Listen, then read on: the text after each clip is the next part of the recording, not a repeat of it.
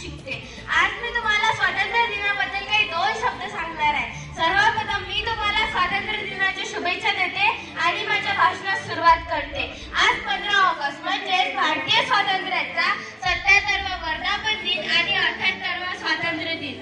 समस्त भारतीयांचा उर भरून यावा असा हा आजचा दिवस। ये मेरे वतन के लोगों, ये भारत देश है मेरा अशा अनेक हिंदी मराठी गाणी या दिनी आसमानात सूर आळवू लागतात आणि ऐकणाऱ्या प्रत्येकाच्या नसातून रक्त सळसळू लागते, हाताची वज्रमुठ करून मनगटे वळवळू लागतात। खरंच देशप्रेमी अशी एक शक्ती आहे की देशप्रेमाने ओतप्रोत भरलेला माणूस सुद्धा हसत हसत फासावर चढतो, वंदे मातरम म्हणत छातीवर शत्रूच्या गोळ्या झेलतो। 150 अधिक वर्ष इंग्रजांनी आपलं राज्य केले, आपल्याला गुलाम बनवले। एक चेहरा नसलेला, अस्मिता हरवलेला, मुखभंग असा समाज इंग्रजांनी आपल्या भारतात आणि त्यातूनच भारतावर विनाशकाल राज्य केले। त्या काळी अनेक तरुण तरुणींनी इंग्रजी भाषेचे शिक्षण घ्यायला सुरुवात केली आणि त्यातून त्यांना समता, बंधुता, स्वतंत्र या तत्वांची ओळख झाली आणि त्यातून अनेक राजकीय सामाजिक नेते स्वातंत्र्यासाठी लढण्यासाठी त्यांनी पुढाकार घेतला।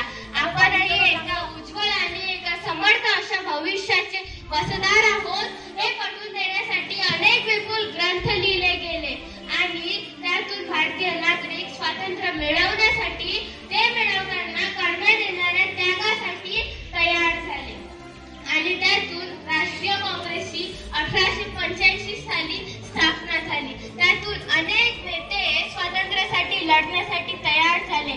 स्वराज्य हा माझा जन्मसिद्ध अधिकार आहे अशी गर्जना करणारे टिळक हे तर देशमान्य नेते होते।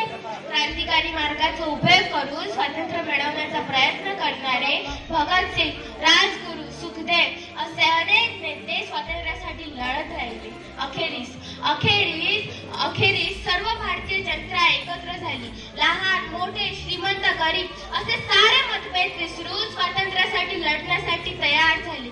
शेवटी इंग्रजांना आपला भारत देश सोडून जाण्याशिवाय पर्याय उरला नाही आणि तेव्हाच 15 ऑगस्ट 1947 रोजी आपला भारत देश इंग्रजांच्या गुलामगिरीतून मुक्त झाला। मित्रांनो, 14 ऑगस्ट 1947 च्या मध्यरात्री 12 वाजता पंडित जवाहरलाल नेहरूंनी मोठ्या अभिमानाने तो राष्ट्रध्वज लाल किल्ल्यावर फडकवला। तो फडकता झेंडा पाहून समस्त भारतीयांचा उर भरून आला। स्वातंत्र्याचा लाभ सर्वांना व्हावा, तसेच देशाचा कारभार लोकशाही पद्धतीने व्हावा म्हणून लाल बहादूर शास्त्री, पंडित जवाहरलाल नेहरू अशा स्वातंत्र्य नेत्यांनी देशाची जबाबदारी स्वतःच्या शिरावर घेतली। डॉक्टर बाबासाहेब आंबेडकर यांच्या नेतृत्वाखाली उत्तम अशी राज्यघटना तयार करण्यात आली आणि त्यानुसार भारताचा राज्यकारभार चालला।